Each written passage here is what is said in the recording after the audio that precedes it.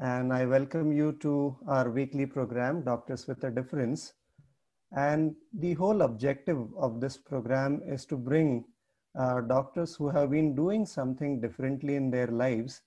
And, we have had people who are working in tribal, people who have worked in, things like yoga or naturopathy. Today we have a doctor couple who have been doing something really different than most of others can do. And I'm really happy that Dr. Nidin Joseph and Dr. Sejal are here with us. And both of them have joined from two different places today, although they are life partners. Um, I welcome all of you on behalf of Kalya Health, Prayas, and Own Your Growth, which is a student-driven organization of Yoga and Naturopathy Medicos, which is bringing this whole series to basically interact with the doctors who are something different. Just to very quickly introduce you to Dr. Nidin and Sejal. Nidin hails from Kottayam, Kerala, and Sejal belongs to Mumbai, Maharashtra. And they met in the medical college. Along with their studies, they also developed interest within themselves, and eventually they became partners. But then following the MBBS, Nidin went on to do his MPH from US and then came back to India. Meanwhile, Sejal completed her MD. And then there were floods in Uttarakhand in 2017, and they both volunteered in Uttarakhand. And then, having fallen in love with the Himalayan ranges, they decided to stay back in Uttarakhand and serve people over there. But then I think exposure of the northern belt of Himalayas was not enough. They wanted to go northeast. They traveled to Arunachal, Meghalaya. There is something very, very exciting that, Nidin was narrating me yesterday when we were talking about it. So we will hear from them. And then they did something that, a lot of us are not able to do, but one of my very, very close friend could do it as a part of his PhD work. They traveled to Antarctica as medical officers during the winter season, which is probably the most tough time to stay in that area. So, and today they work for an organization, an international organization called as Doctors Without Borders. And Dr. Nidin is basically coordinating a clinical trial on drug-resistant tuberculosis. And Dr. Sejal is working in the Mumbai Center as medical officer with the same organization. It's my pleasure to welcome both Nidin and Sejal to this program. Thank you. Thank you. And I think I would start with Nidin and then probably switch between you and let you decide who talks what, because you would be the best people to do that. How did the whole journey of medical college start? This is something that I asked to most of the people whom I interview. A lot of us get in medical schools either by chance or by choice. So for both of you, whether it was a chance or choice? Sejal, go ahead. To enter into medical college was a choice, but also I could say that it was a chance also, because at a point in time, like, I was just following what my other friends were also doing. Like, I had a bunch of friends in school. So most of them, they entered the medical college. Somebody became a dentist, somebody became a physiotherapist, and I had an option of taking an MBBS seat. So I was like, okay, let me also go for it. And if I'm not able to do, then it will be a later thing. So that is how, like, I entered the medical college. And also my mother's wish was there that she should become a doctor someday, which she was not able to do. So that also I wanted to do for it. So that is how I started my medical career. What about you, Nidin? So it was a chance choice.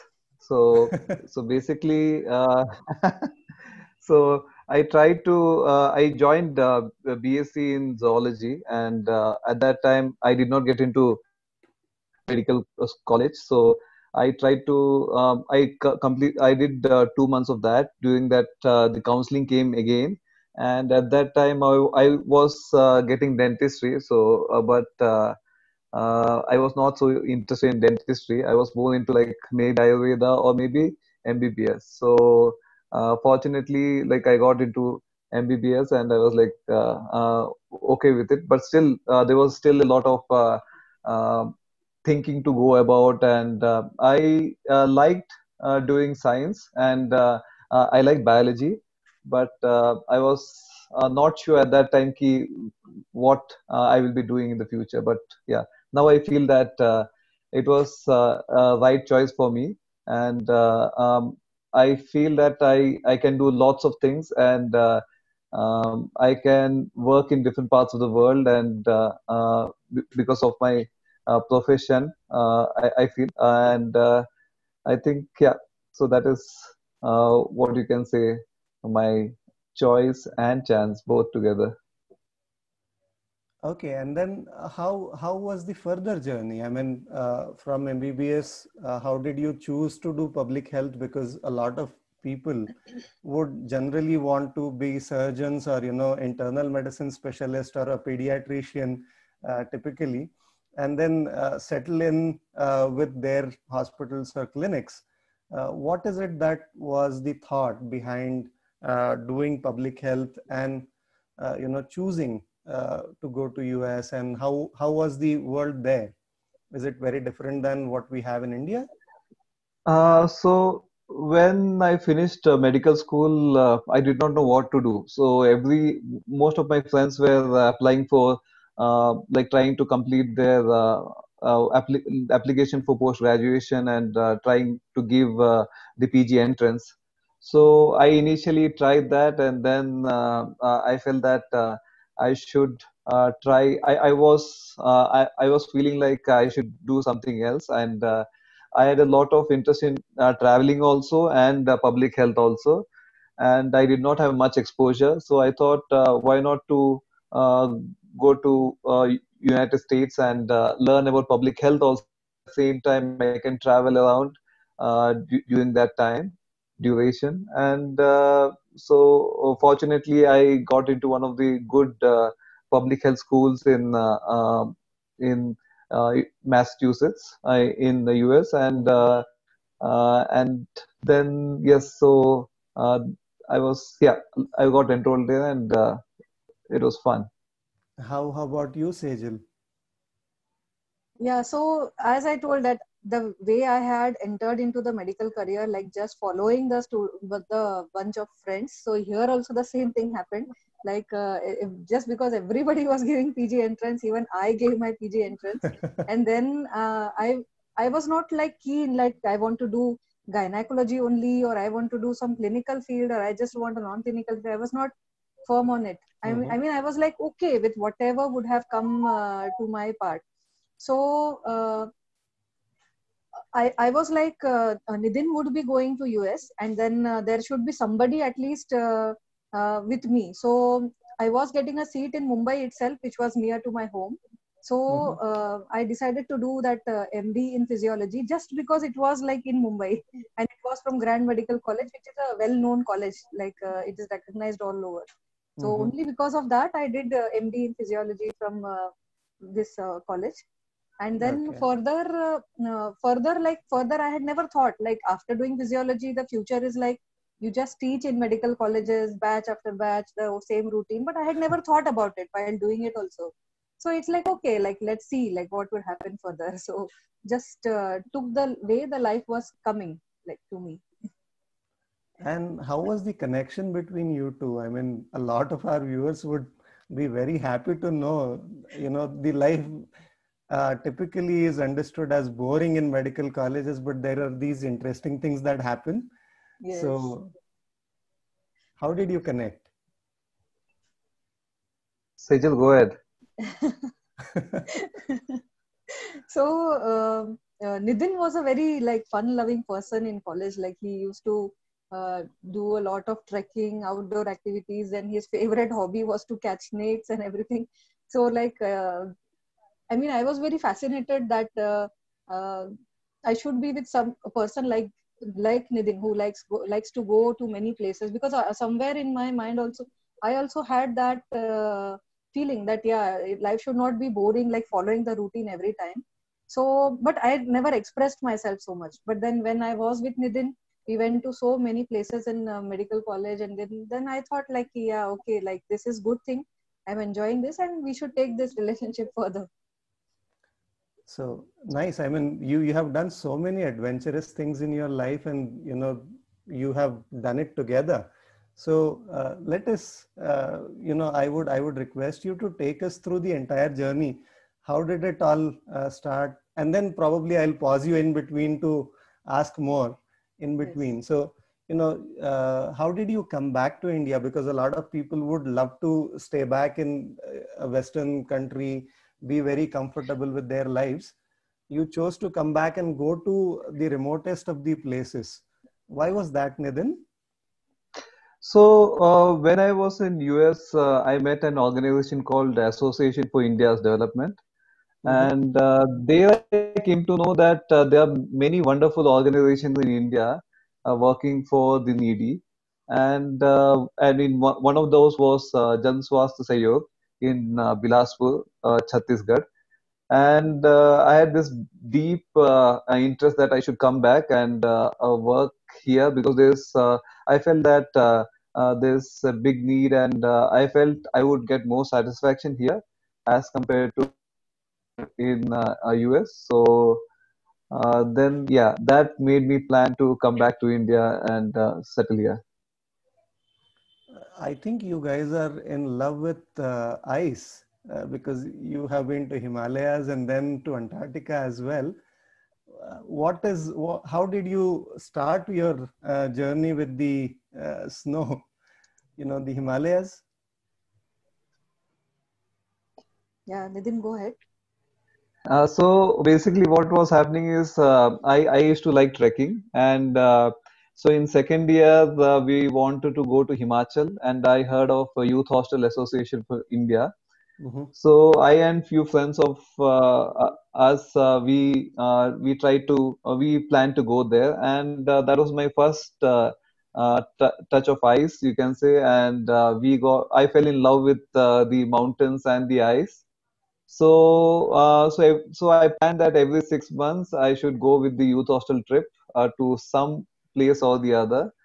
And so in 2000, I think I, Sejal, and a few of our friends went to the Sa Pass trek in Himachal, and it was one of the most wonderful trip we had, and we had a lot of enjoyment there. And since then, we have been in love with snow wherever we went, Yes. and it continues. Yes. So how did you choose? I mean, you came back to India and then went to Uttarakhand. So how was that journey? So when I came to India and we got married, and just so at that same time there was the flood disaster in Uttarakhand, and before we were getting married, we I told Sejal that we should go for volunteering, and she said, yeah, why not? So with the help of aid, I asked whether there are any NGOs who are working there who needs doctor volunteers. So Mm-hmm. then I got a phone about 4 days before our marriage from one of the organizations called HelpAge India, and they asked us, "Do you want to go?" I said, "Yeah, I'm interested." And they said, "Can you come tomorrow?" Then I said, "Sorry, I cannot come tomorrow because after 4 days my marriage is there." So then, after 4 days, after marriage, after 2 or 3 days, we flew to Himachal and No, Uttarakhand. sorry, Uttarakhand, and we had a like it was quite a big disaster, and it was sad, but still Yeah. we could do something for the people, and uh, the basic medical needs we could satisfy there. Mm. Yeah, and then you continued to be there. So how was it in Uttarakhand? What was the nature of work, and what is the status of healthcare? Because you have the Himalayan ranges, which are very difficult at times. So what is the condition of people? What is the kind of healthcare services that they can avail? And what are the challenges that people face in accessing healthcare in those areas? So in the Himalayas, it's very difficult to get, especially doctors there. And so the places where we were working, the Chamoli district, there was only one surgeon and one gynecologist who were working in the government hospital. And I was amazed that it was so poor, and because the even during the rainy season, most of there's landslides, and there's a lot of difficulties for people staying there, but still they love their place, and they're staying there. And I feel that much more needs to be done for the people in the hills. So the day in that Himalayan region, it starts like the women have a lot of work. They will milk the cows, the cattle feeding, then cooking for the house and everything. So it is a very difficult life for them. So and these two doctors, they were available only at a very long distance. Like people have to travel the entire day to get to that district hospital, and then because of the time of the hospital, then that managing the patient and everything, that used to be very difficult for the people there. So it's like because of this difficult situation and all, we felt that yeah, really, I mean, these people really need the healthcare, and that is how like there was an opportunity to work for 1 year in HelpAge India only, where two doctors, they were giving placement with with the same organization. And then like those 15 days of voluntary work was like a very good experience. So we wanted to try to experience more. So initially we thought that we will continue only for 3 months, and then we will see like how we are like adjusting to the environment and the kind of work. So we used to work in a mobile medical unit, and there were two vehicles, two ambulances were there. So Nidhin used to visit 10 villages in a day, and I used to visit 10 villages in a week, and I used to visit another 10. So that is how we used to cover 20 villages in an entire week. And it would be like an OPD service for whatever problems the patient had. Okay. So yeah. And So like, yeah, go ahead. Yeah. No, please, you were telling something. No, I was telling that those 3 months of voluntary work, like when we renewed the contract and we started continuing to work there, like it was like I just don't remember saying that no, we don't want to work now. Even after 1 year, we were like, okay, we can still extend more. Yes. Okay. Yeah. So I think you have some pictures of your Uttarakhand journey here. I would project, and you can narrate the story behind those pictures, maybe. Yes. So I can share also. I Yeah. got the access now. Yeah. All right. Yeah, please. Yes. Can you see it now? Yes. Yes. So basically, I will just start. So this is our journey so far. So this title is because our journey is still continuing, and we hope to travel more places and stay in different uh, areas and know about different cultures, and hope to help people there. So this photo is basically of Antarctica, and you can see the station there in the silver color in the middle. So now we will go to the next slide. So this is the Uttarakhand journey that we started. So when we went to Uttarakhand, we did not know that we were going to this remote village. So they had informed us that we will be going, and in the morning we started 5:30 from Dehradun, the capital of Uttarakhand, and we were following the river. So we were first following the Ganges, and then we followed Alaknanda. So it was almost 3:34, and we thought we will be reaching in a few minutes. Then it continued still further, and this is the Pindari Nadi you can see that is flowing. And we followed this, and we reached around 7 to 7:30. So it was at least around 9 to 10 hours of journey, and we were amazed that there are so many small towns and villages so far inside the mountains. And it was we were excited, and and we were quite enthusiastic. So this is the one of the villages there in the mountains. Nitin, there is some Then issue. We are not able to see your screen. It's completely dark. okay, okay, sorry about that. Can you see it now? Yeah, Yes. Yeah, okay. Put it on full screen. So I try to put it on full screen. Slide show from the down part. Yeah, I did that, but that's Okay. when you were not able to see it. that's Okay. okay. Yes. So now, yeah. Can you see this? Yes, yes, Hmm. yes. The next slide. Yes, we can see it. You can Yeah, this is the you can see a address that van. you're talking. Yeah.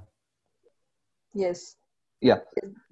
This was the mobile medical unit, and it had just snowed in when we were going to one of the villages. It was the farthest village, and we had gone there for a health camp, and it was like beautiful. Like it had snowed everywhere, and we were just going to provide the healthcare there. Yeah. So one of the great thing was the people are very kind there and very they're helpful. So they used to come and give us vegetables and give us potatoes and give us uh, Yes. like buttermilk. Yeah. That So is. Yes, yeah, that is the go best on. part when you actually work in villages. Even though you may be paid less, but there is a lot of mental satisfaction because you can actually relate to people there. And it's like, I mean, I cannot just I cannot describe more like how happy I was like working over there.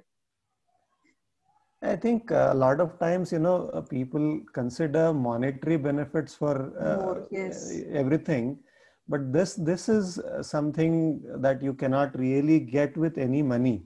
yes, The beauty of nature and the good people around you mm, is something that cannot be bought by money. So really, yes. your experiences are really nice.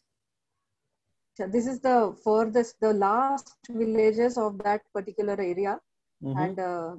yeah, so we conducted a health camp there, and it used to be like we would go to one of the village and park the vehicle there behind you're consulting, and you can see the Himalayas also, so many beautiful birds flying around, and it was just like a beautiful every day, how can you just imagine like your workplace to be so beautiful, like that is what how I used to think every day and then do my work over there.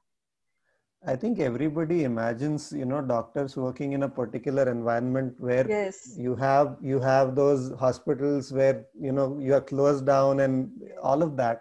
But this is exactly the experience I'm sure you're talking about when you say that you cannot measure it with the money that you get. yes. Nidin, we stopped seeing your screen again. Yeah, now we can see it. You can see it. Okay. Yes. Yeah. Yes. You can go to the next photo, huh? Talk now, Wow. Nidin. Yeah, so I am actually not seeing the slides.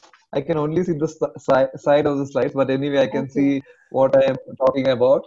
So this is the school health camp that we conducted in one of the villages, and one of my friends he runs a school there, and he is doing a very wonderful job teaching the kids there, and he is doing innovative things to teach the kids there. And yeah, we used to conduct health camps, school health camps, like once a month. We try to do that so that at least we should know what the health status of the children there. So that was also a great learning experience. And during the weekends, what we used to do is we used to go for treks.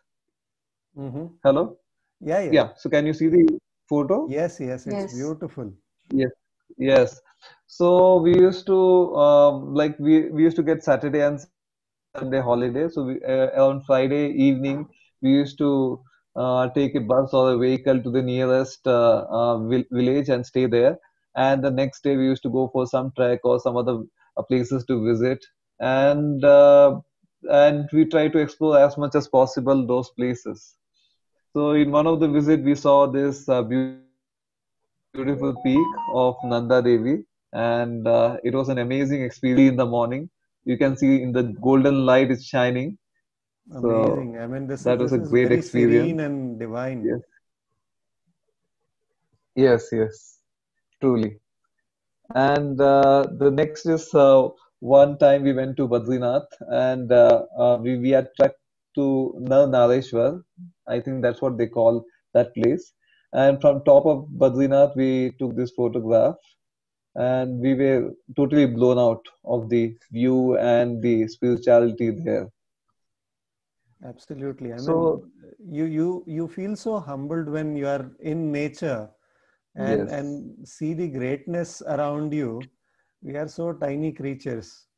Yeah. true, yes. So it used So to be this a was schedule there. Sorry, I yeah, interrupted you. yeah. Please go on. Yeah, it used to be a schedule there that work from Monday to Friday, and then on Saturday, Sunday, you go for a trek somewhere. So you meet Wow. different people, meet different people, know about their culture, and also like it was a very good exercise, like trekking to all these places. So Simply amazing, sometimes you it know. became yeah, sometimes it became too much, and Sejal used to get angry, like, why do go every weekend? At least some weekend we should stay at home. Yes. So then we got relaxed a bit. So, but still, that staying there, and our house was near a river, and we had a great time going near walks around it and Yes. taking photographs of birds nearby. So it was Yeah. an awesome experience. Wonderful. So So, this was yeah, Uttarakhand. Yeah. Uttarakhand to Please. how did you switch to Northeast? So when I was in Uttarakhand, I got slightly greedy. I wanted to now go towards the Himalayan part of Northeast, and I was searching for the different organizations who were working in Northeast. So at that time, I came to know through aid that there is an organization called um Karuna Trust who are working in Arunachal Pradesh, Okay. and yeah, I asked them, can we come there and work there? And they were most happy to uh, like let us join there and work there. So they were working in PHCs of Meghalaya and And in a PPP Arunachal. mode with the government of yeah, and Arunachal also. And and yeah, so that we planned for the next journey to Arunachal. So can you see the photo What I'll do that is, I shared? Nidin, I'll project the photos on my screen because I Yes. can That Yes. would show be it great. full Yeah. screen and you can Yes. possibly narrate the stories. Yes. Yes. Sure. I will do that. Yeah.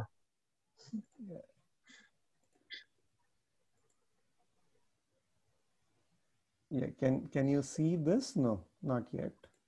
Yeah, No. now. Now, Yes. yes. Okay. Now we can see. Yes. Yes.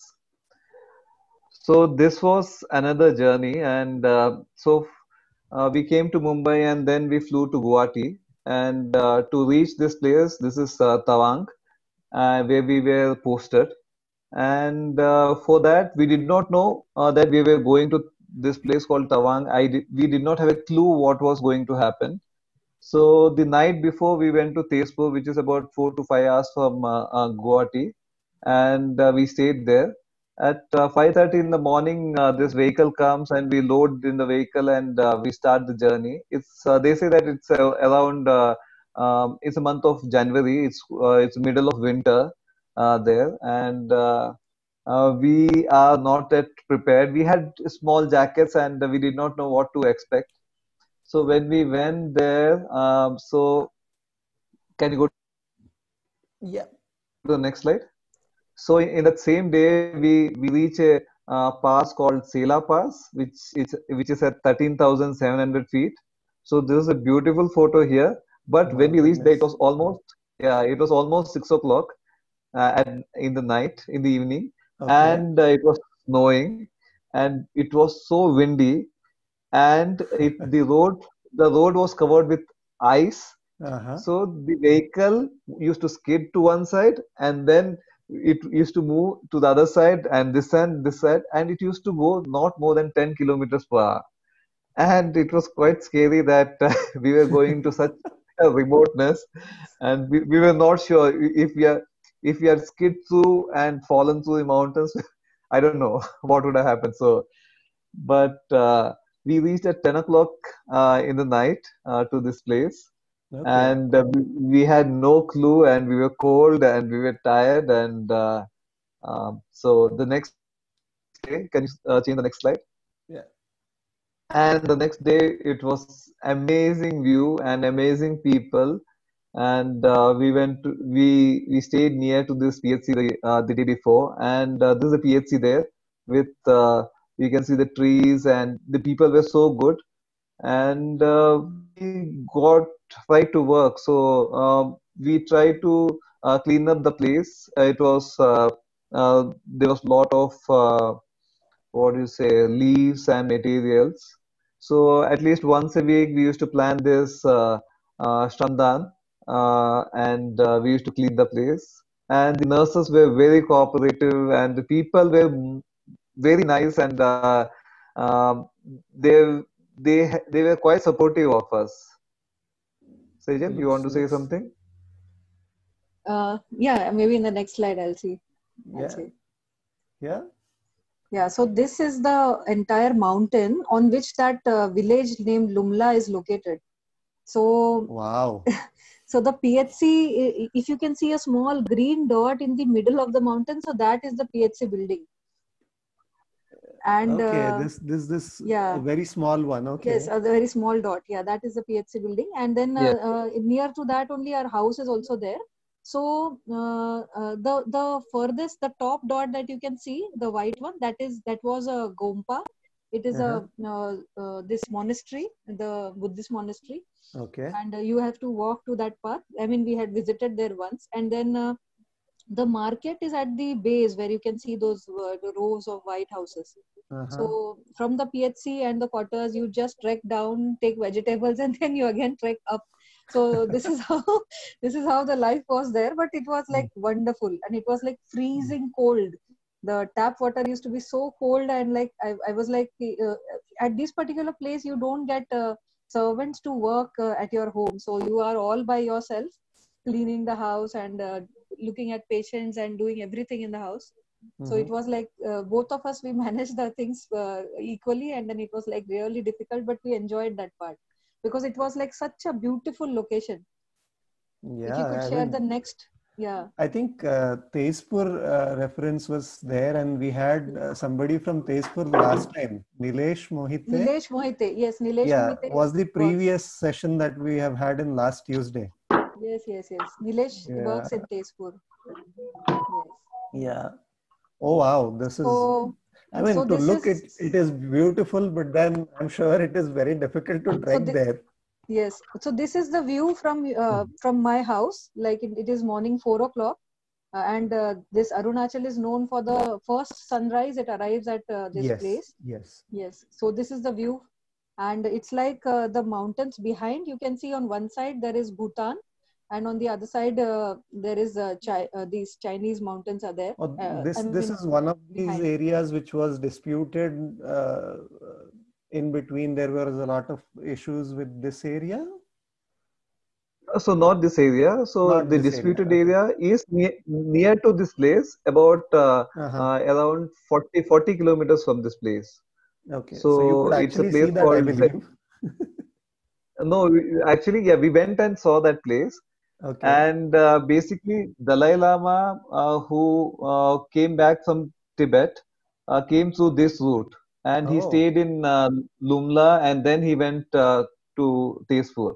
Oh, wow. So yeah, it was interesting to see his the way he took to come out of Tibet and save himself from the Chinese. Mm-hmm. This is really, I mean, mesmerizing views.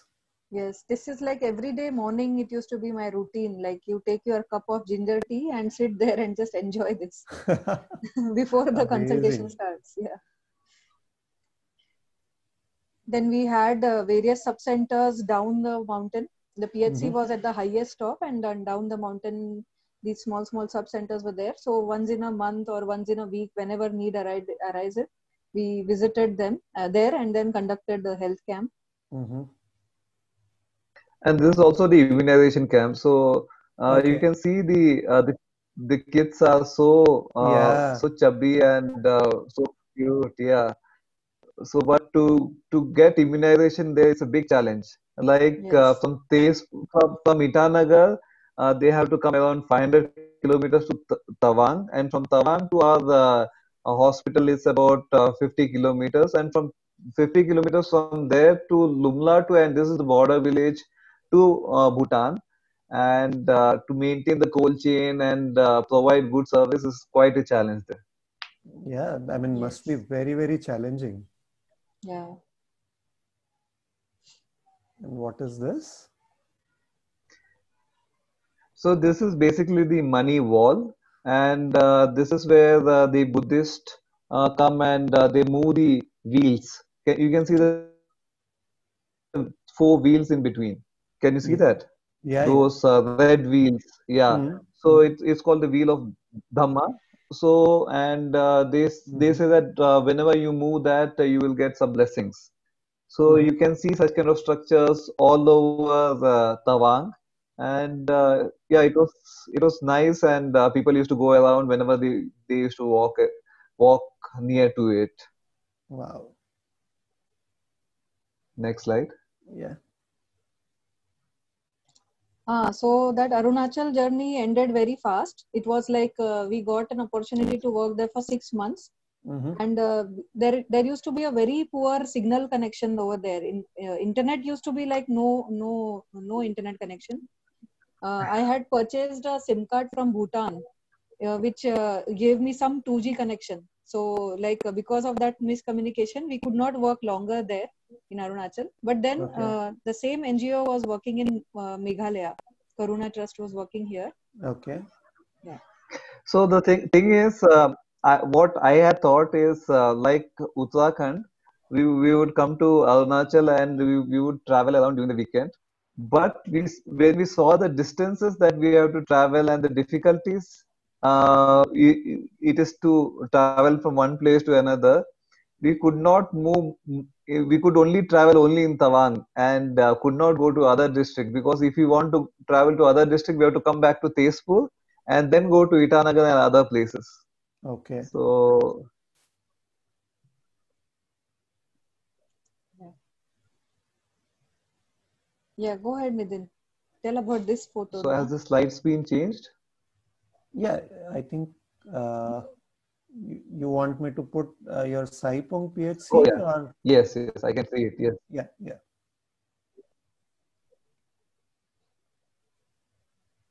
yes. So, yeah. So this is for so in Meghalaya we were posted in a PSC called Mawet first, and we don't have photos of that right now. So in Mawet, we when we went to that place, we thought this Arunachal was quite bad in case of healthcare, and uh, and I thought Himachal this Uttarakhand was much more better. But when we came to Mawet, so basically from the nearest district capital, when we traveled, it was only 37 kilometers, and we thought we'll be reaching in 1 hour. And when we traveled, it took us literally 3 to 4 hours.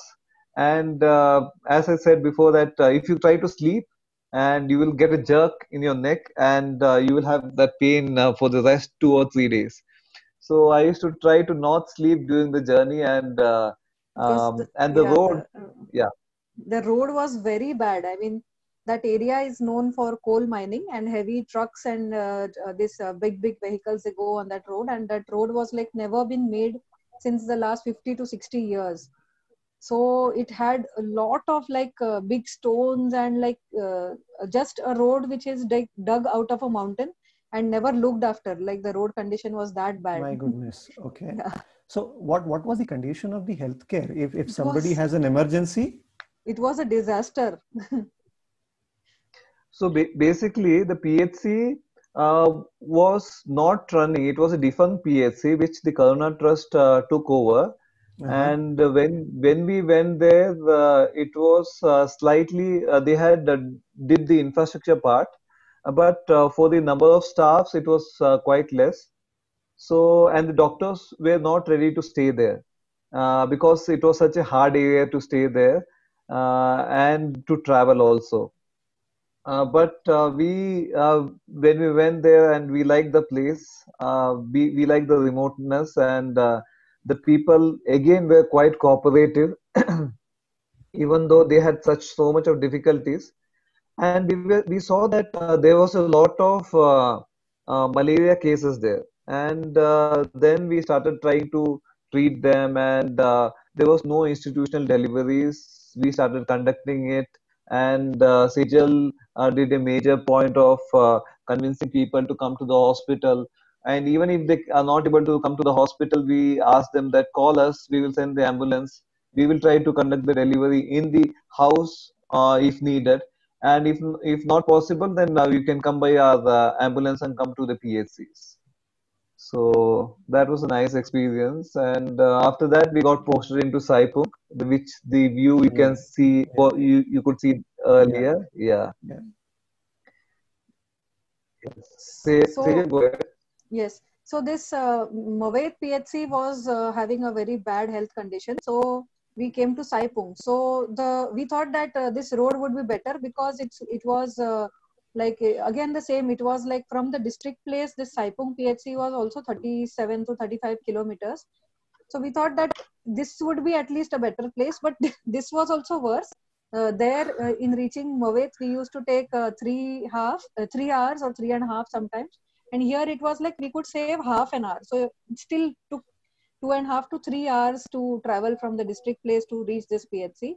Again, the road condition was the same; it was bad, but we had a very good house to stay there. The infrastructure was very well maintained in this particular PHC, Mm-hmm. and the environment of the PHC was also like very beautiful. It was the most beautiful PHC that we have worked over here.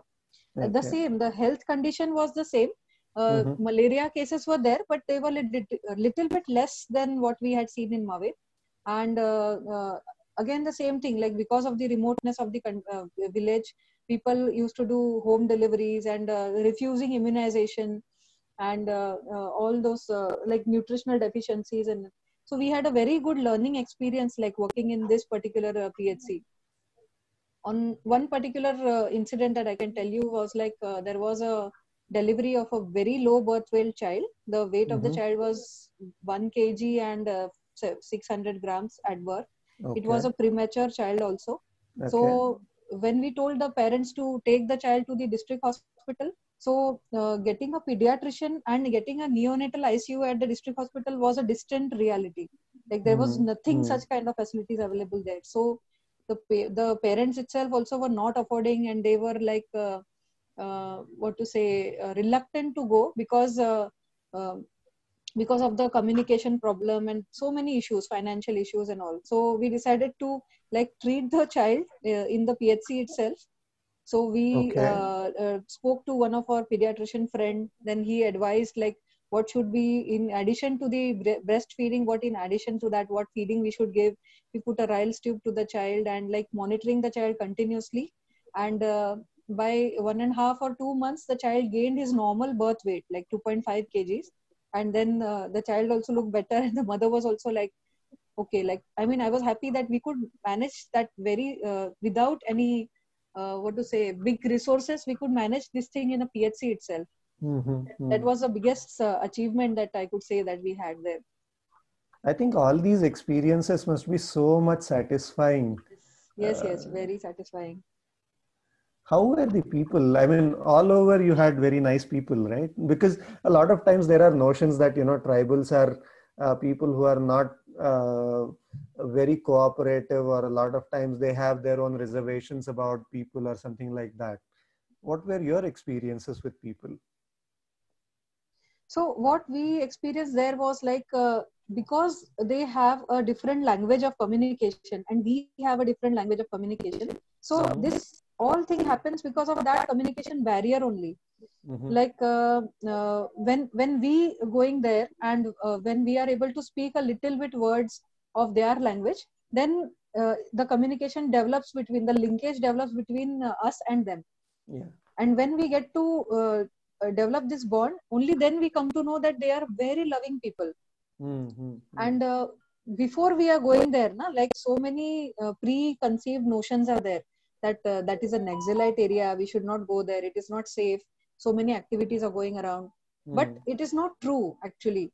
When we actually go to those places, see the way the people are living, interact with the people, only then we can come to know the reality, what is happening over there. So people are absolutely loving, because they have never seen a doctor in their life, staying with them and adjusting to all those things that they are doing. So it's like very, very wonderful, like good people there. Wow. So the youth group in This is this during village, floods? yes. Oh So my could you God. hear me? Okay. We have only seen that in, yeah. No, this is not flood. This is not flood. Okay. Yeah, this is basically it's raining and there is water flowing down. Yes, it is Okay. not flood as such, but it's flood kind of excess of water that is traveling down the PHC. Yeah. Okay. So it rains from February to November. So almost 8 to 9 months of the My year, goodness. and Yeah. you can see, yes, yes, you can see such kind of like rainwater coming down every 5 to 10 days. And so what happened is that there was no electricity for the for 3 months of the year when we stayed, because the substation had burned down. And because of that, because without electricity we cannot get water. So Yeah. you can see that roof. Yeah, from that roof the water used to trickle down, and we used to use that water. We used to collect from the we used to keep a bucket and collect the water and take it for the using in the toilets. And for taking bath for those days, we used to go down to the nearby rivulet, and we used to take bath there. Even though it was quite a hardship, but it was quite an interesting experience. And Absolutely. I mean, Sejal used to it is conduct. so Yeah, difficult to imagine otherwise, but this is yes. really amazing. There was no sunlight also there, that solar torches would get charged or something like that. So we have conducted deliveries in candlelight also there.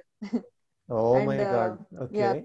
cooking and everything also I did in candlelight. And then every day we used to enjoy our candlelight dinner, which people like pay so much for that. Yeah. We can go to the next photo. Yeah. So Yeah. six of the villages in this Saipung PHC where they did not have a metallic road. So for Okay. those villagers, we had to walk and go to that place. So we try to make it a point for at least every 2 months to walk and trek the place. So one of the furthest villages was called I forgot the name, but it was around 12 hours from our village My and God. from our Oh, hospital. Yeah. yeah. So 12 hours walking distance, huh? Okay. Yeah. so 12 when hours we of went to that walk. place, yeah. So what we used to do is we used to walk and for 3 hours and stay in a village, and the next day we used to travel around 6 to 8 hours. And during that trip, you have to cross this handmade bridge made up of maybe metallic uh, Mesh. cord, yeah, Mesh, mesh yeah. kind of, Mesh yeah. and Uh, bamboo yes. interspersed in between the mesh. Yeah. So the Yeah, we can interesting see thing that in is, the photograph. yeah, when you put your foot there, it starts moving with the movement that you make. Yeah. So So, yeah, I think I'm balancing with a bamboo holding the bridge also, and then trying to walk also on it. Yeah. My goodness. Oh, Yeah. okay. So These were the yeah, these were roads. the roads. So in rainy season, So it used to be wow, like yeah. knee deep, like we used to go inside, but still we were walking, and then we had to reach the villages for conducting of health camps or immunization camps, like that. Amazing.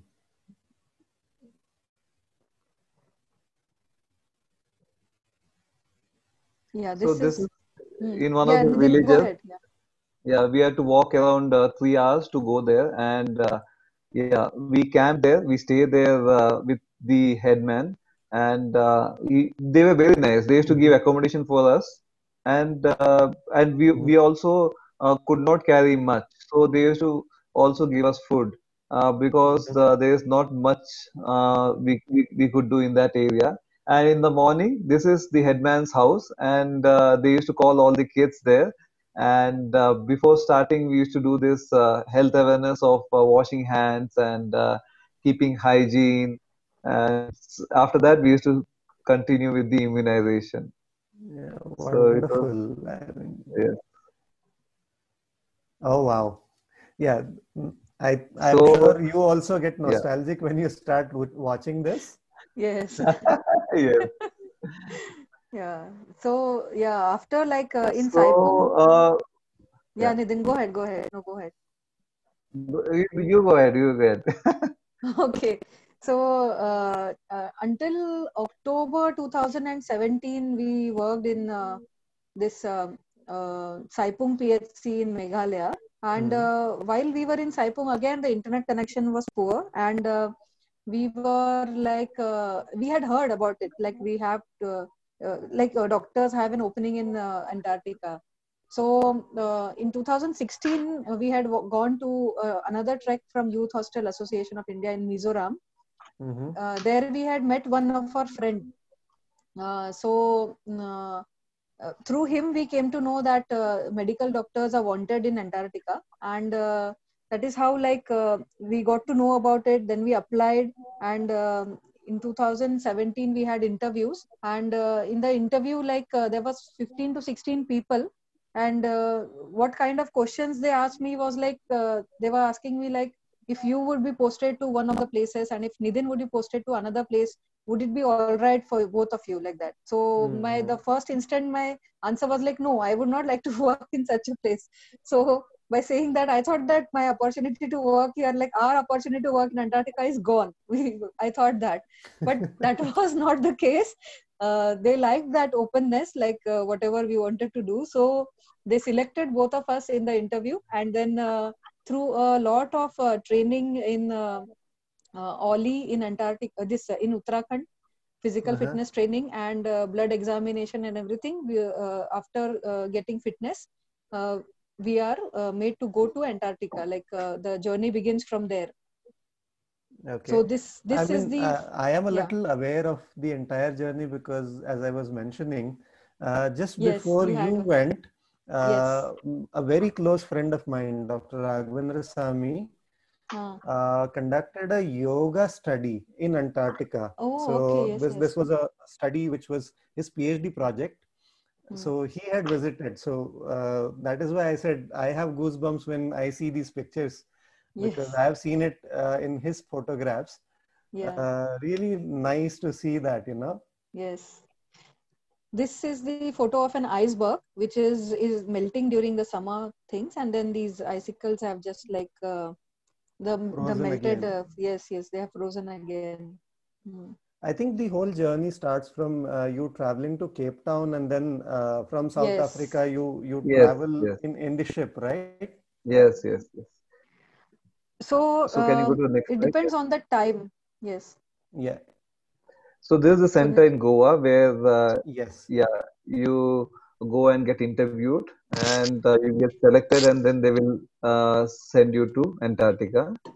Next slide, please. Yeah.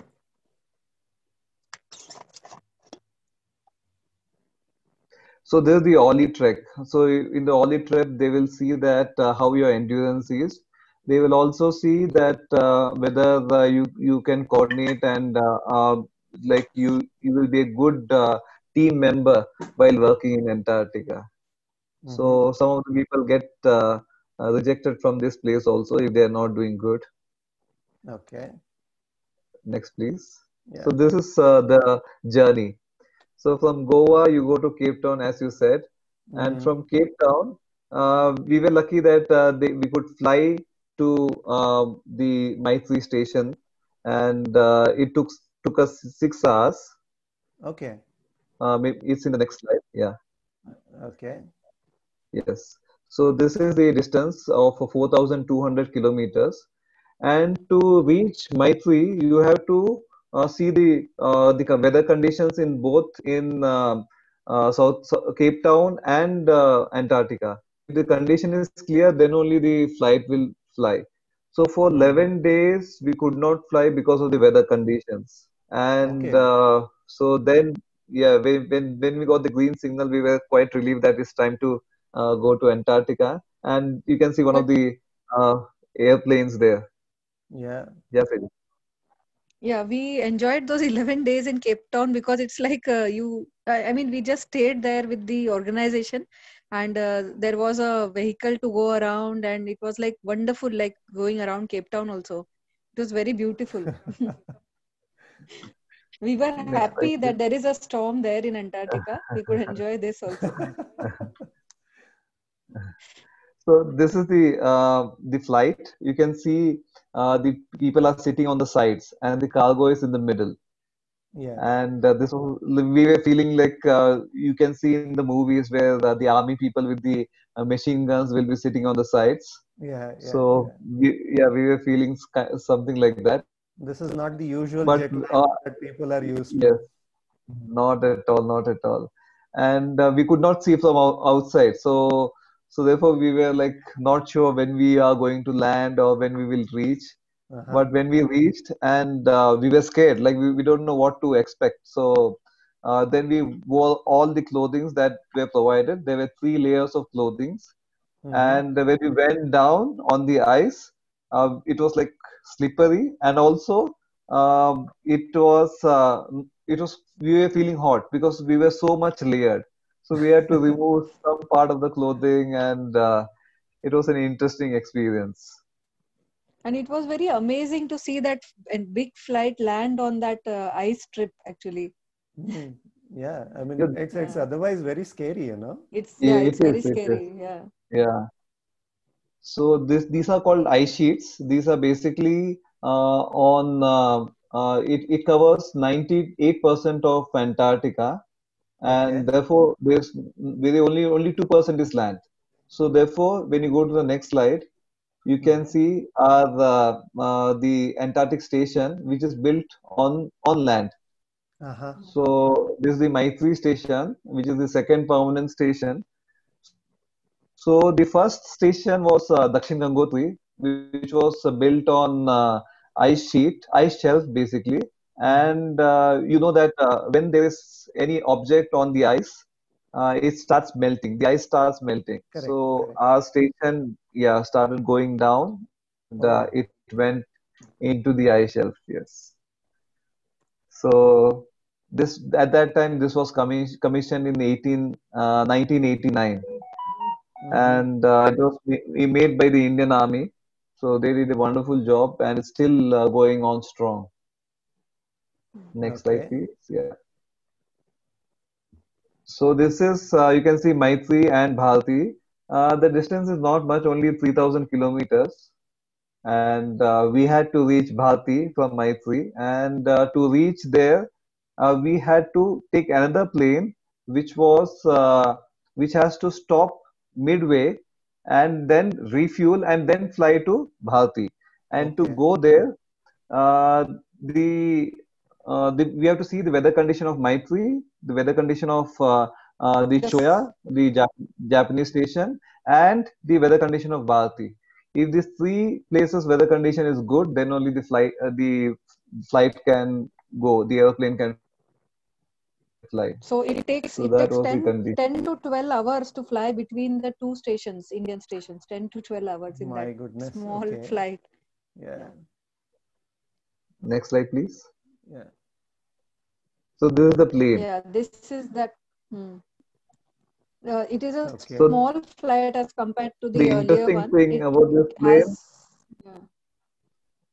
Yeah, Yeah. Go Nidhi. ahead. Go ahead. see, yeah. So the interesting thing about this plane is there's no toilets in this plane.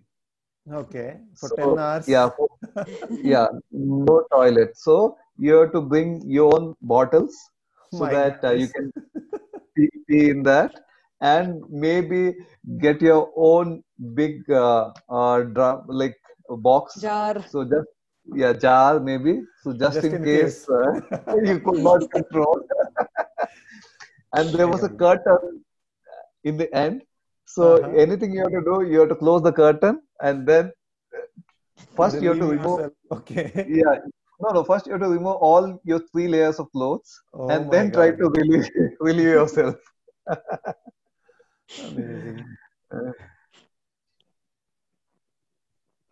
So this is the view from the sky as we are landing in near to Bharati Station. So Bharati Uh-huh. Station is in one of the islands there, Okay. and yes, so we still have to land on the ice sheet, and then we walk, and then we take one of the vehicles to go to Bharati Okay. Station. Uh-huh. So you can see Bharati Station in this picture. Yeah. Uh, Beautiful. Even though it's connected to the land, but it's kind of an island. Mm-hmm. And you can see the progress, the Russian station, the Zhongshan, the Chinese station, and the Law, that is the Romanian station, which was Mm-hmm. nearby. Okay. So, yes, so in any case, we had company, which was good in that Yeah. remoteness. Next slide, please. Yeah. So this is how, like, when we reach Bharati. Sejal, please go ahead. Yeah. So this is the Bharti station, and it is the third station, and it was made in 2012.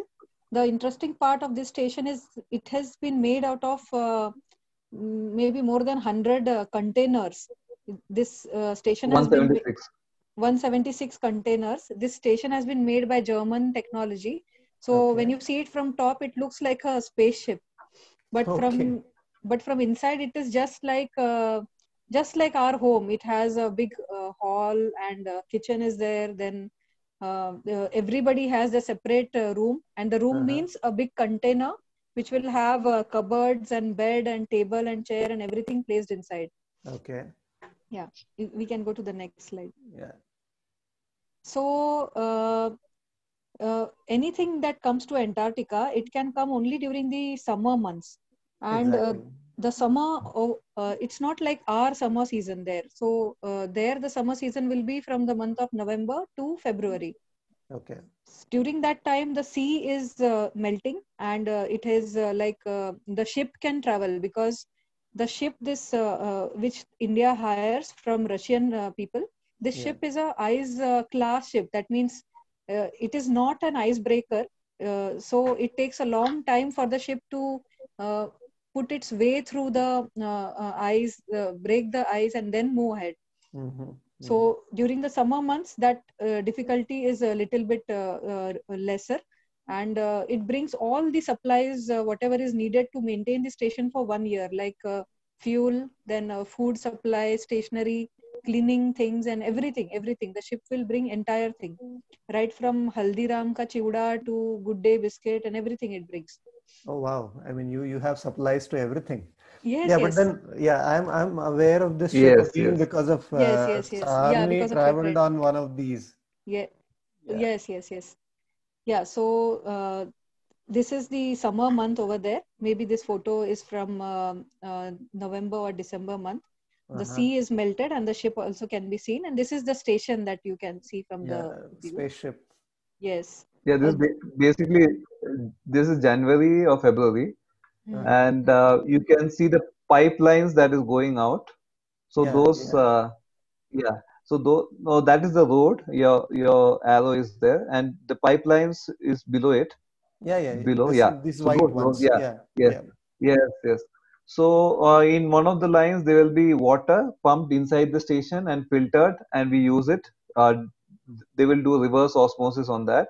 Mm-hmm. And in the other pipeline is a discharge pipeline that will go with after filtering all our waste. Mm-hmm. It will be thrown back into the sea. and there's another pipeline which is for the fuels. Okay. So we have to keep our fuel out a lot of distance from the station just in case if anything happens. Mm-hmm. So because it's a dry environment, even a single fire can burn the whole building. Mm-hmm. So we had such kind of specifications, and you can see a small building on the left, which is Yes. bluish in color. Yes. This. So Yeah. yeah, not that one. To the right of it. This one. Yeah, that one. Yes, Okay. yes. Yeah. Yeah. So that is basically the other accommodation just in case anything happens to the station. So Okay. fortunately, nothing happened. So we did not have to use that. Next slide. Okay. Yeah. Yeah, this is the Hello. frozen. This is the frozen sea, and it was time for the ship to return at that time, and Mm-hmm. yeah, so we Yes, were yes, working. yes, You yes, can see yes. people standing on the frozen ocean, and Yeah. we were removing In the here. supplies. Yeah. Mm-hmm. So there is a small time lapse video. I mean, I think it was being played over there. I think. No. No. No. Okay. Okay. Okay. Yeah. Okay. Yeah, yeah. It's not there. Yeah. It's not there. Okay. So So this is a transport that we use. Wow. yeah, We So watch all these in the Hollywood movies, probably. yes. yes. This vehicle is known as piston bully. It works on the, I mean, it to travel on the ice, and it also moves at a I mean, speed of 8 to 10 kilometers per hour. And Mm-hmm. this is the snow vehicle Skidoo for research purposes and all. Can go to the next slide. Yeah. So that So is what what happens in scientists do there. Antarctica? Yeah. Yeah. Go Yeah, ahead, Nitin. Nitin. So basically, there's a geologist who is looking at the stone structure there. So it has been seen that some part of Antarctica, about million years ago, was connected to India, and it has been theorized that part of Odisha, the coastal part of Odisha, was connected to the coastal part of Bharati, where the Bharati is situated, and therefore they are seeing similar kind of minerals and geology still, and they are studying how that changes have occurred after that. And in the right, you can see the changes they are seeing according to the climate change, and Mm-hmm. they are measuring the amount of snow that dissipates, and The yeah, it ice sheet. falls on it, Yeah. and measure it. Yeah. The movement of that ice sheet on that Uh-huh. thing, they measure by those putting those bamboos in between. Okay. Yeah, then the Botanical Survey of India people, they study on the algae that grow in that particular area on the rocks and all. Uh, Okay. yeah, then we can go to the next slide. Uh, in Indian Meteorological Department, they will do the ozone sonding to check the status of the ozone layer. With they will send this huge balloon into the atmosphere with a sensor attached, which will Mm-hmm. do the readings for the ozone layer into it. Okay. Yeah, and it was like a very very huge balloon, like it could actually take you up in the air. Okay. Yeah. Uh, these are the communication antenna. This is operated and maintained by the Indian Space Research Organization, ISRO, Mm-hmm. and Okay. it was being built that time. It is built for giving us satellite information, which the ISRO Okay. uses. So Mm-hmm. yeah, yeah, it gives us internet and information that whatever we need Mm-hmm. in the station. Yes. Next, please. So what we do in the station? So we every member has to do the duties that is in the station. There are no cleaners. So you can see one of my friend on the left cleaning the hall, not the hall, but the door. What do you Say, say? The alleyway. Yeah. Mm-hmm. And in the other one, you can see us helping the chef. The chef is in the red shirt, and Hmm. we are helping in cooking. He used to make wonderful food, and we had a great time cooking and learning new things from him. Okay. Yeah. So in the The winter mm, months, yeah, go on, Sejal. yeah, in the winter months, like it's like polar nights. So there is continuous darkness outside. Hmm. Hmm. So Hmm. to prevent the boredom and isolation, games and get-togethers are organized. So table tennis tournaments, then carom, then chess, and all these tournaments are arranged during this period. Wow, And lovely. yeah, and also the nearby station people are called for get-togethers during various seasons, like Hmm. I mean these Independence Day, Republic Day, then Diwali, and yeah, these two things like majorly these people are called. Then Hmm. we have this cultural program when they come, preparing food and then sharing the food and everything. It is a very nice time when these events are there. Lovely. Yeah. We also celebrated the International Yoga Day, and yeah, these are the Chinese and the Russian nationals also there, like doing yoga with us. Yeah, my friend will be very happy to see this. You know what he Yes, started, continued with you guys. yes, yes, yes. Yes, yes, yes, yes. Go ahead, Nitin. So this is the middle of winter when we have midwinter celebration. So we go to Russian station. So on the left you can see the Russian flag, the Chinese flag, and our flag all together. And in the right, on the depth of winter, you can see we went out and we took this photograph during that day. And it helps to keep the enthusiasm and prevent people from getting isolated Yeah. in those winter months. Just to Next, very please. quickly ask, I mean, what are the Sure. kind of health issues that people may have at Antarctica, apart from the emergencies? So, one of the thing is it could be boring, and if because in the winter months there's not much to do. You Hmm. cannot go outside because it's quite dark, and so because of that, most of the people are inside. And there's a tendency to people can get vitamin D deficiency because there's no Hmm. sunlight, Hmm. Hmm. and because of that, there may be anger, irritation, homesickness, Okay. and other psychological problems. And to Hmm. get over that, we used to conduct health camps, health checkups every 15 days, talk to them, understand what they are feeling. So that was Okay. what we used to do. So Yeah. because there are no like bacteria or viruses exposure over there, so not major health Hmm. issues like we find over here, like cough and Hmm. cold and Hmm. fever. It used to never happen there. But only Hmm. things that come out of boredom and frustration of staying alone. So only those things are there. Okay. Yeah.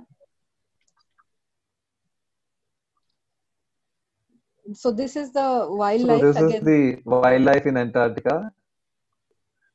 Yeah. Go ahead, Nitin. Go ahead.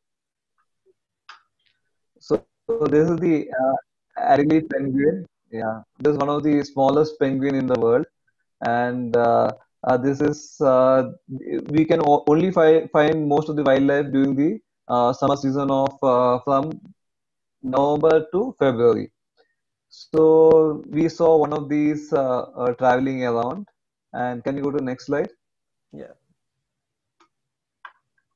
So this is an interesting incident. So we were walking on the sea ice, and we saw some dark, and we heard some sound. So when we saw these birds, they were very far. So Hmm.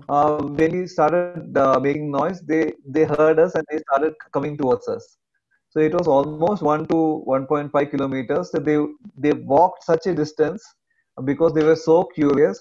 And we sat down on this sea ice, and they almost came about 10 feet from us. They were confused to see us, like what is this creature?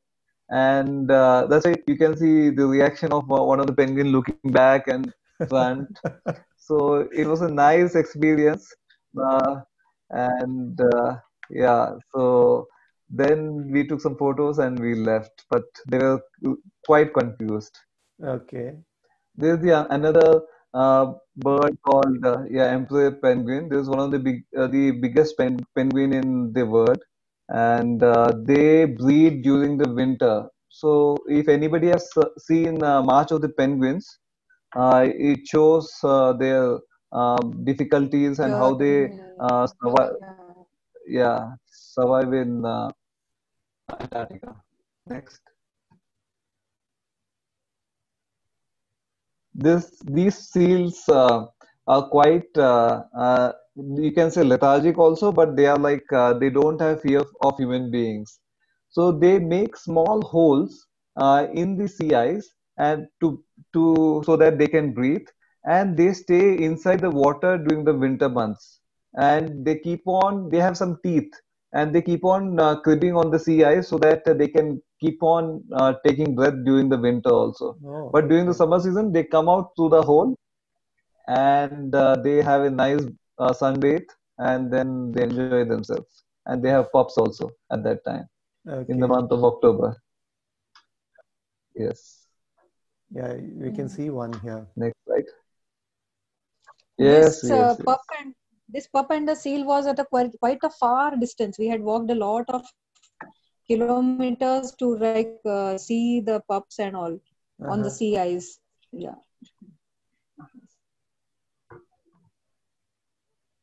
So this is called a snow petrel, and this come in the summer months.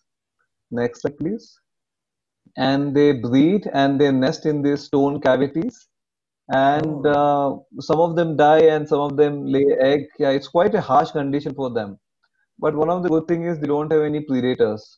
Mm-hmm. So they have one that is called the skua. So, but we can see it in the next slide. And this is the snow petrel, another bird there. We had a Stone. wonderful time taking photographs, yeah, and following them. And this is the you can say the vulture of Antarctica. It Okay. scavenges, it eats other birds, yeah, and it has very less fear of us. Uh, and next slide, please. Yeah. And they also breed in the summer, and there's one of the Mm-hmm. chicks. Uh, Wow. yes, very cute. And you can also see minke whales. If you're in the ship, you can see these whales coming towards the ship because they also come to feed on small zooplanktons called trills, Uh-huh. and they get plenty of them during the summer months. And yeah, they keep on doing their airs on the top. Next, yeah. Wow. And this is not my photograph. This was basically taken from the net. But we saw killer whales from the Uh-huh. station, and we were very excited. We could not see them more, but and I think these are one of the voracious uh, whales, which also uh, kills the seals and also the other fishes Okay. and the penguins also. Yeah. Mm-hmm. Sejal, go ahead. Yeah, so this is the iceberg again in the melting this summer months. It is already started to melt. This Mm-hmm. iceberg must have been at least a million years old. It was a very huge size, Mm-hmm. and this was the first view of the iceberg. Like when we actually went near it, like in Antarctica, this was the first view of iceberg. We can go to the next Okay. slide. Yeah. Oh, auroras. Yes. So Southern Lights, also known as Aurora Australis. So, do you know the phenomenon? Like, why do we see them? Well, you could go ahead and please tell everybody. Yeah. So, can we go to the next slide? Yeah. So, if you can see the Earth and the magnetic shield, the pink colored line magnetic shield around it, and Mm. from the sun, there are many particles that are going around that magnetic field. That is known as solar wind. And at the poles of the earth, the south pole and the north pole, so the Antarctica is at the south pole, so at both the poles these solar winds, they interact with the magnetic field, and when that interaction with the Earth's magnetic field is there, we can see those southern lights or the northern lights formed. Yeah.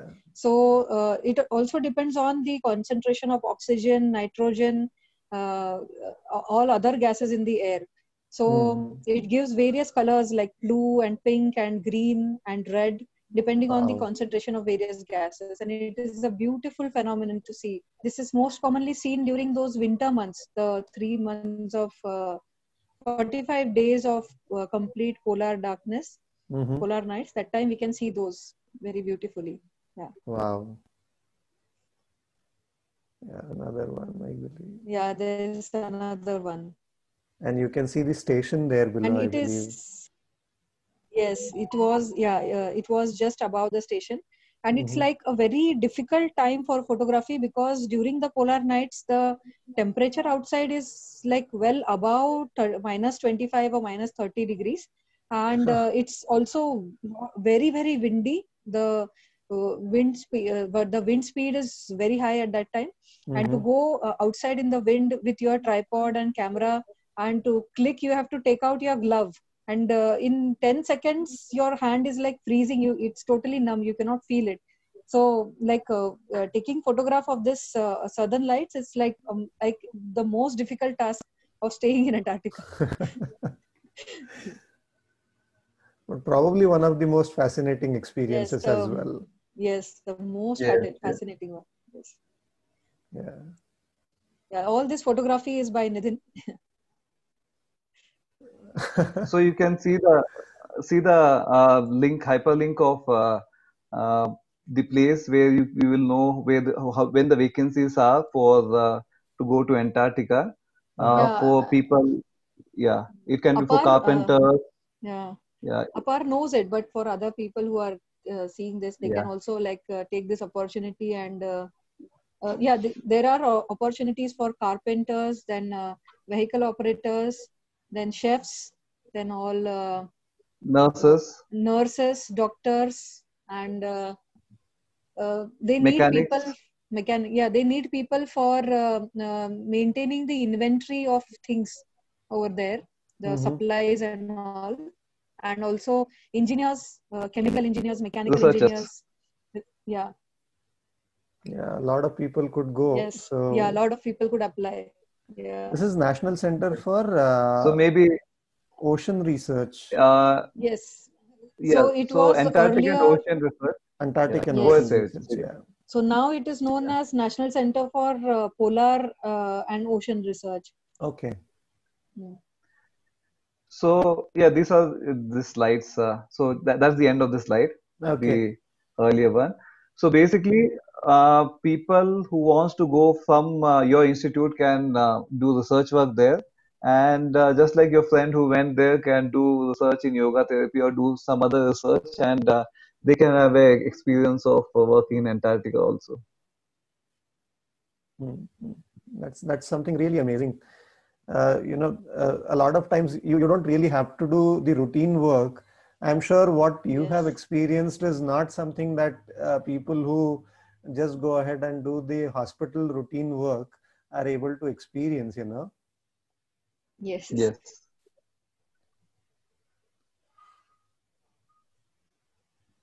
These are some of the extra slides. That's the end of it.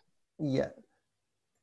So thank you, Nidhin and Sejal, for taking us through this beautiful journey that you have had in Antarctica, and amazing pictures for sure.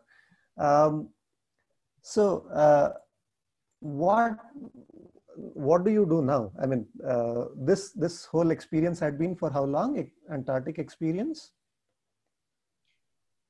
1 year to 1.5 years. Okay. And when did you come back? So I had an opportunity to come back by the ship from there. So I reached last year in May. There was that is also another story. It was very late for the ship to depart from Antarctica in 2019 because the arrival of the ship itself was very late. Generally, by the month of April, the ship reaches Cape Town, and from there the journey ends. But it reached Antarctica only by early of February, and then completing all the tasks and everything. So it left Antarctica only by last week of April. So as the winter months increases, the thickness of the snow, the ice, it increases, and then it becomes difficult for our ship to break that ice and go. So one time had come, like it was like that we would stay there inside the ship only for the entire year, because we were running short of the fuel.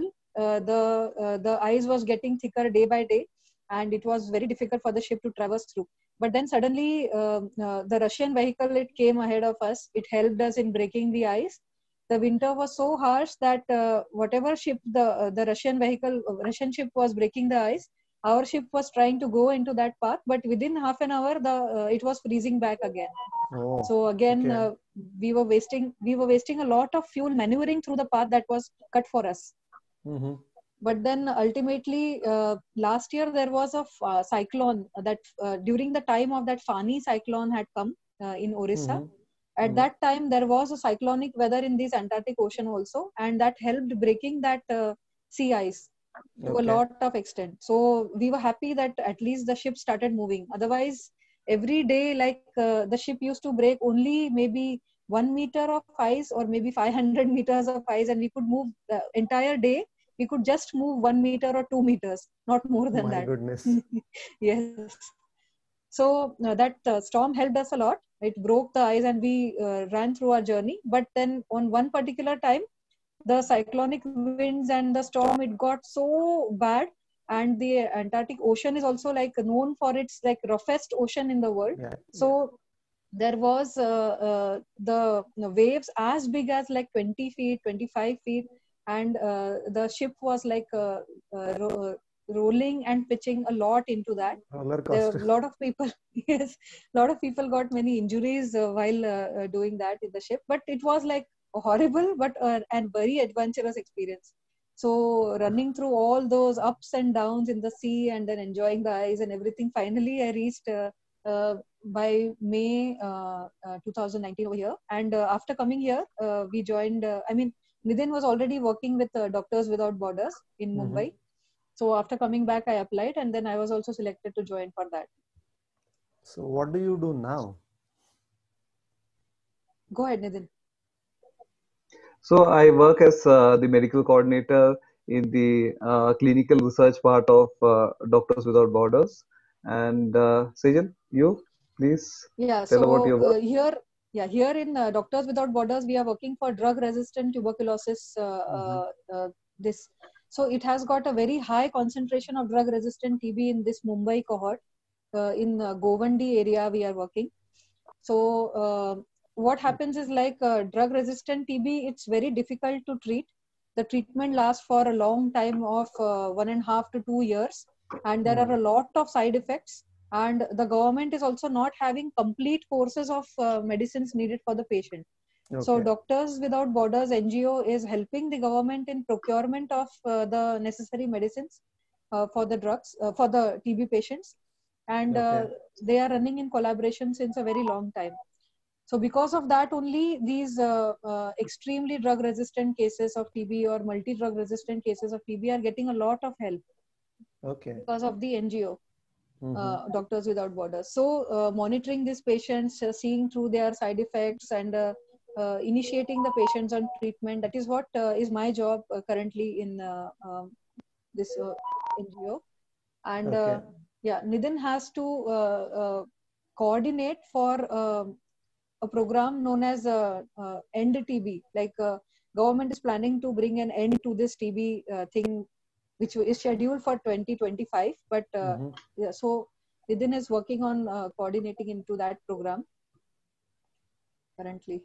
So Doctors Without Borders is I think international organization working in multiple health scenarios. Even in India, they have multiple projects. Yes. Yeah. So I was just going through the website as well and looking at the different kind of things that they are doing. One of which is one of the major things that they are doing in India is, I think, this multi-drug resistant tuberculosis trial. Yes. Yeah. Yeah, so to both of you, I think there are a lot of people who are listening to this, both who are into their medical schools right now. Yes. And also there are people from the general background. They are not medicos, they are public. So through your experiences, which had been really a fascinating journey, you guys have really been to different places and learned a lot of things in the whole journey. What would you like to tell them? You know. Go ahead, na Nidhin.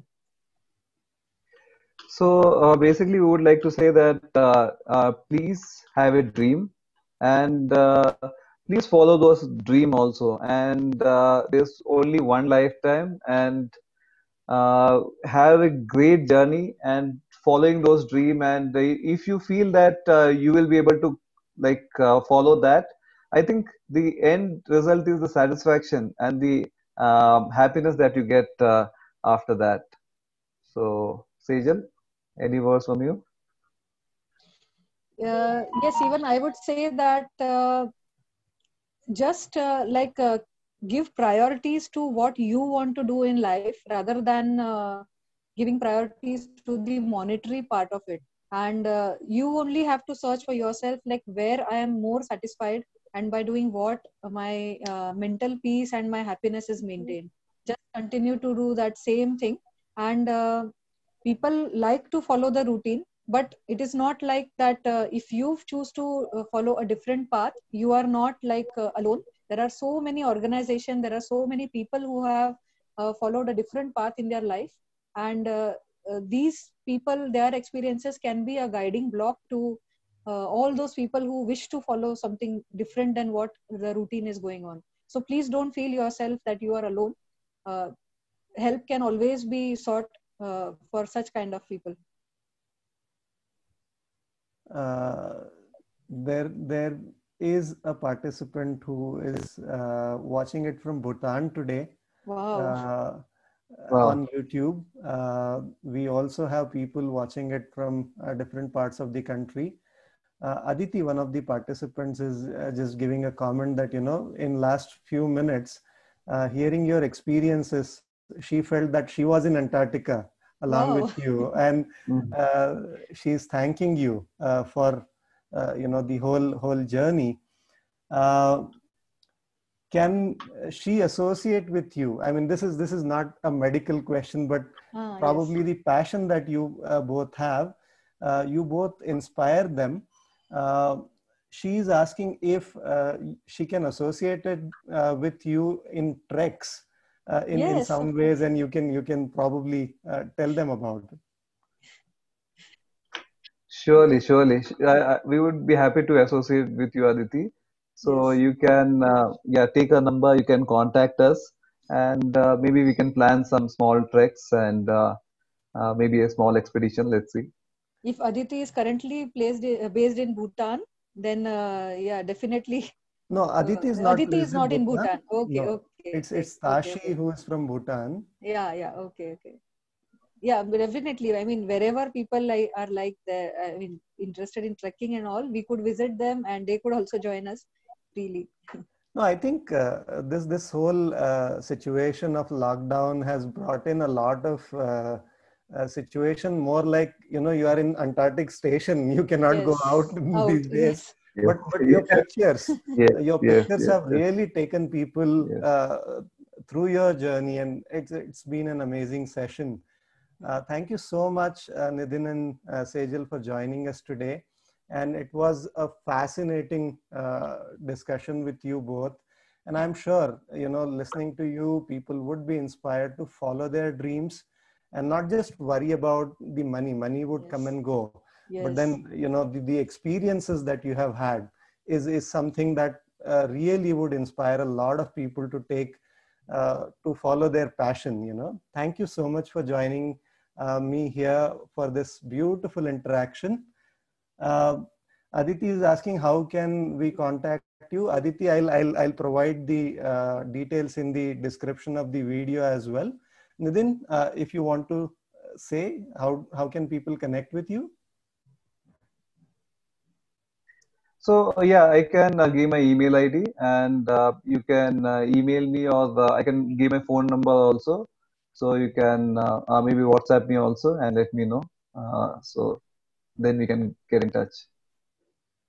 So thank you so much for joining me today, Nidhin and Sejal. Thank you all the viewers.